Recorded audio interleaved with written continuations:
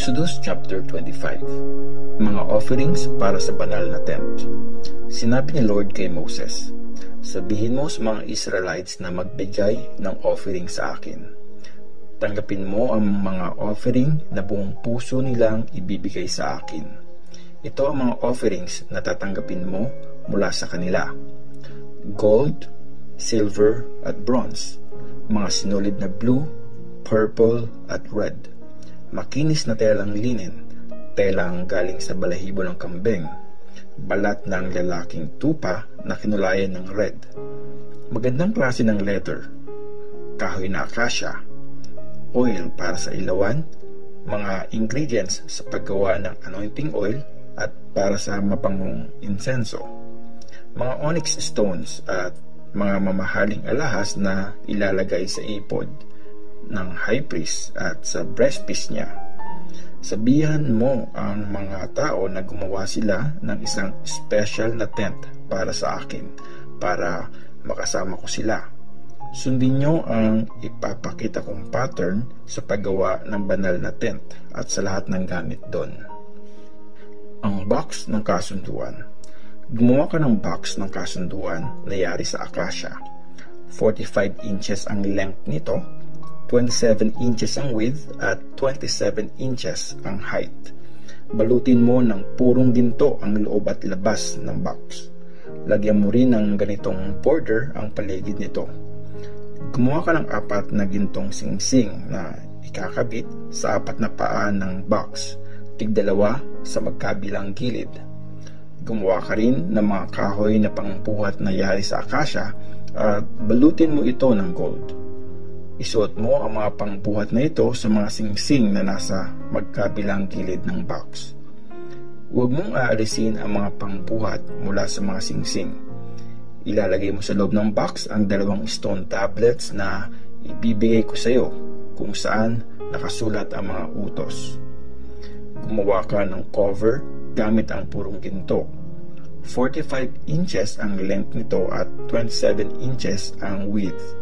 Tapos, gamit ang pinukpok na ginto, gumawa ka ng 2 kerubim na ilalagay sa 2 dulo ng cover.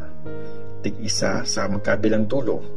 Nakakabit ang mga cherubim sa cover para maging isang piraso sila. Magkaharap dapat ang 2 kerubim at nakatungo sa cover. Nakabuka pa itaas ang mga pakpak nila para matakpan ang cover. Ilagay mo ang 2 stone tablets sa loob ng box ng kasunduan at ipatong sa box ang cover. Imimit kita doon sa ibabaw ng cover. Sa pagitan ng mga kerubim, doon ko ibibigay sa iyo ang lahat ng mga utos ko para sa mga Israelites. Ang mesa para sa tinapay na handog sa Diyos. Gumawa ka rin ng mesa na yari sa akasya.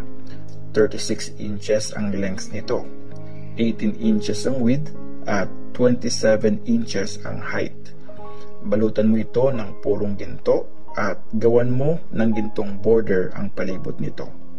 Lagyan mo ng frame na 3 inches ang width ang gilid ng mesa at palibutan mo ito ng gintong border.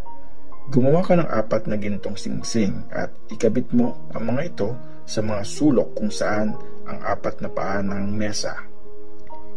Ilalagay mo ang mga singsing malapit sa frame para maging suksukan ng mga pangbuhat ng mesa. Gumawa ka ng mga pangbuhat na yari sa akasya at balutin mo ang mga ito ng gold. Gumawa ka rin ng mga gamit na gold, mga plato, tasa, jars at mga mangkok na gagamitin para sa mga handog na iinumin. Lagi mong ilalagay sa mesa sa harapan ko ang tinapay na handog para sa akin. Ang lampstand. Gumawa ka ng lampstand na yari sa purong ginto. Dapat gawa rin mula sa iisang piraso ng pinukpok na purong ginto ang patungan, tangkay, mga kopa, mga sanga at mga bulaklak nito. Lagyan mo ng 6 na sanga ang gilid ng lampstand, 3 sa magkabilang side. Kada sanga, lagyan mo ng 3 kopa na kahugis ng bulaklak ng almond. May kasama itong mga buds at mga petals. Maglagay ka ng 4 na kopa na kahugis ng bulaklak ng almond sa tangkay ng lampstand. May mga buds at mga petals din ito. Maglagay ka ng 1 bud sa ilalim ng bawat pares ng 6 na sanga na nasa lampstand. Gawa dapat sa iisang piraso ng pinukpok na purong ginto ang mga buds sa mga sanga at ang lampstand. Gumawa ka ng 7 lamp para sa lampstand. Ayusin mo ang mga lamp para magbigay liwanag sa harapan nito. Gumawa ka rin ng mga pang-ipit at mga tray gamit ang purong ginto. Gumamit ka ng 35 kilos ng purong ginto sa paggawa ng lampstand at ng lahat ng mga gamit nito. Siguraduhin mong gagawin mo ang mga ito ayon sa pattern na pinakita ko sa iyo sa bundok. Exodus chapter 26. Ang banal na tent.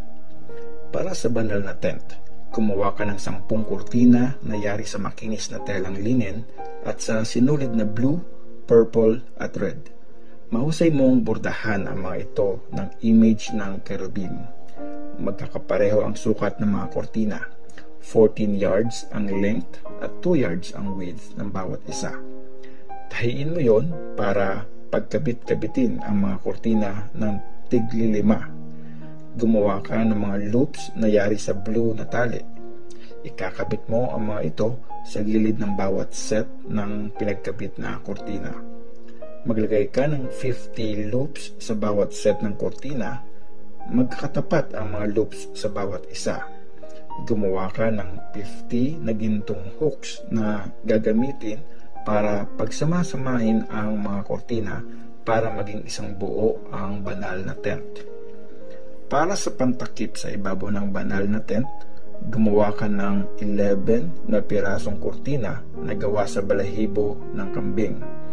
15 yards ang length at 2 yards ang width ng bawat kurtina. Tatahin mo para pagkabit-kabitin ang 5 kurtina. At ganoon din ang 6 na matitira. Twice mong tutupiin yung pang-6 na piraso ng kurtina na ilalagay sa harap ng tent. Maglagay ka rin ng tig 50 na loops sa gilid ng pinakalabas na kurtina ng bawat set. Tapos, gumawa ka ng 50 na bronze hooks. Ilagay mo ang mga ito sa mga butas para pagkabitin ang 2 set ng kurtina at maging isang buo ang mga ito. Isabit mo sa likod ng banal na tent ang kalahati ng kurtina para maging takip.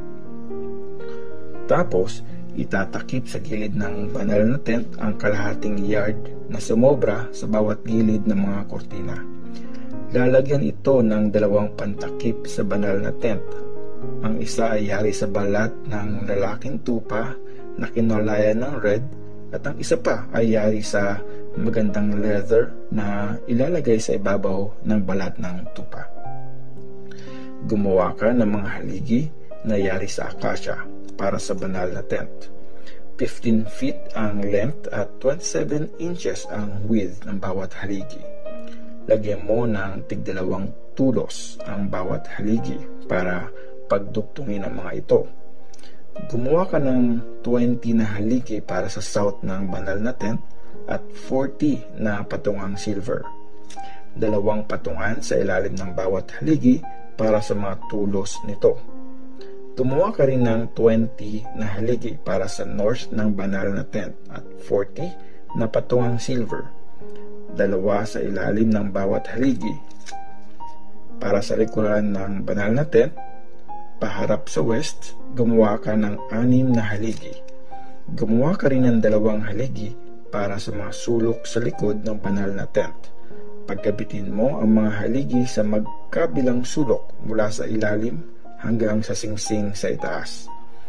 Ganito mo aayusin ang 2 haligi. Kaya merong 8 haligi na may 16 na patungang silver, 2 sa ilalim ng bawat haligi. Gumawa ka rin ng 15 na biga na yari sa akasya. 5 para sa mga haligi sa isang gilid ng banal na tent, 5 para sa kabilang gilid at 5 para sa likuran ng banal na tent, paharap sa west. Yung biga sa gitna ay aabot sa magkabilang dulo ng banal na tent. Balutin mo ng gold ang mga haligi at kabitan ng mga gintong singsing na pagsusuotan ng mga biga na covered din ng gold. Itayo mo ang banal na tent ayon sa planong pinakita ko sa iyo sa bundok. Gumawa ka ng kurtinang yari sa magagandang sinulid na blue, purple at red at makinis na telang linen. Mahusay mong bordahan ng mga ito ng image ng kerubim. Isabit mo ito sa 4 na haliging akasya na binalot sa gold na may mga gintong hooks. Dapat nakatungtong sa 4 na patungang silver ang mga haligi. Isabit mo ang kurtina sa mga hooks sa bubong ng banal na tent at ilagay mo sa likod ng kurtina ang box ng kasunduan. Isa-separate ng kurtina ang holy place sa most holy place. Ilagay mo ang cover sa ibabaw ng box ng kasunduan na nasa most holy place. Tapos, ilagay mo ang mesa sa labas ng kurtina sa north ng most holy place. Ilagay mo naman ang lampstand sa south ng banal na tent, katapat ng mesa. Para sa entrance ng banal na tent, gumawa ka ng kurtinang yari sa mga sinulid na blue, purple at red. At makinis na telang linen. Lalagyan mo ito ng magandang borda. Para sa kurtinang ito, gumawa ka ng 5 posteng akasya na binalot ng gold. Kabitan mo ng mga gintong hooks ang mga poste. Tapos, gumawa ka rin ng 5 patungang bronze para sa mga poste. Exodus chapter 27. Ang altar. Gumawa ka ng altar na yari sa akasya. Dapat 7.5 feet ang length nito at 7.5 feet ang width. Ang altar ay square na 4.5 feet ang height. Then, lagyan mo ng tulis na parang sungay ang 4 na sulok ng altar. Dapat gawa sa iisang kahoy ang tulis at ang altar. Tapos, balutin mo ng bronze ang buong altar. Gumawa ka ng mga gamit na bronze para sa altar. Mga lalagyan ng abo, pala, palanggana, malalaking tinidor at mga lalagyanan ng apoy. Tapos, gumawa ka ng parilyang bronze at lagyan mo ng pambuhat na singsing na bronze ang bawat sulok nito. Ilagay mo ang parilya sa ilalim ng tuntungan ng altar para umabot ito hanggang sa kalahating bahagi ng altar.